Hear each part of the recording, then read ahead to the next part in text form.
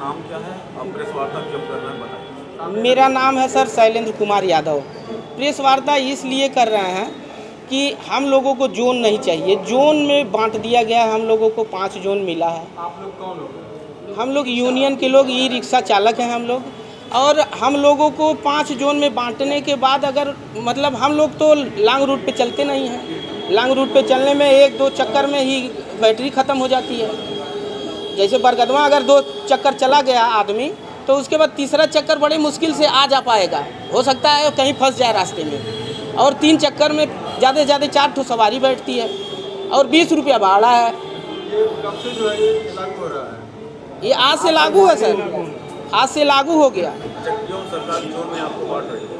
सरकार जोन में बांट रही है। सरकार का कहना है कि ई रिक्शा से जाम लगता है। सरकार का कहना है कि ई रिक्शा से जाम लगता है, तो ई रिक्शा बिका ही क्यों? पहले ही रोक देते। अब तो हम पहली बात तो हम कम पूंजी वाले लोग हैं। किसी तरह EMI पे ई रिक्शा मिल गया। आप नौकरी तो दे नहीं रहे हैं हमको, कोई बिजनेस तो हम कर नहीं सकते, पैसा इतना है नहीं। जो बिजनेसमैन है कोई ई रिक्शा चलाएगा? आप बताइए।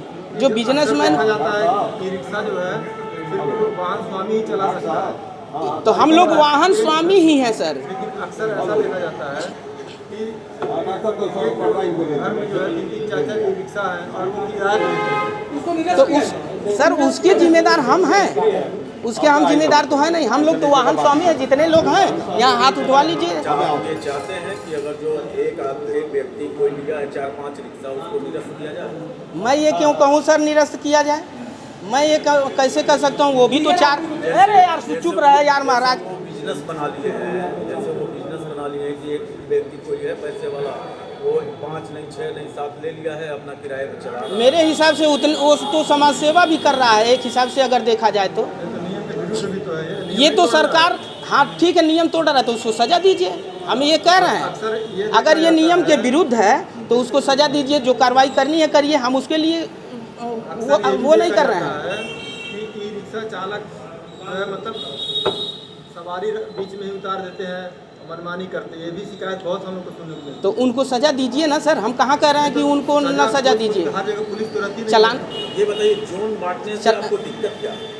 दिक्कत ये है कि हमारी आमदनी पे प्रभाव पड़ेगा, हमारी EMI नहीं जाएगी, हमारे घर का खर्च नहीं चलेगा, हमारे बच्चे नहीं पढ़ पाएंगे। क्या प्रॉब्लम नहीं भरा पाएगी? जोन बांटने में क्या प्रॉब्लम हो रहा है? जोन बांटने में सर ये बताइए, जब पूरे जगह हम लोग स्वतंत्र रूप से चल रहे हैं तब तो हमको कमाई 500 रुपया कमा पाते हैं। 8 घंटा 12 घंटा चलाने के बाद 500 रुपया 700 रुपया ज़्यादा से ज़्यादा हो पाता है। किसी दिन 700 देखने को मिल जाता है। क्या दिक्कत आएगी? जोन बढ़ जाएगी? जोन बढ़ जाएगा तो केवल एक ही जोन में रहेंगे ना हम।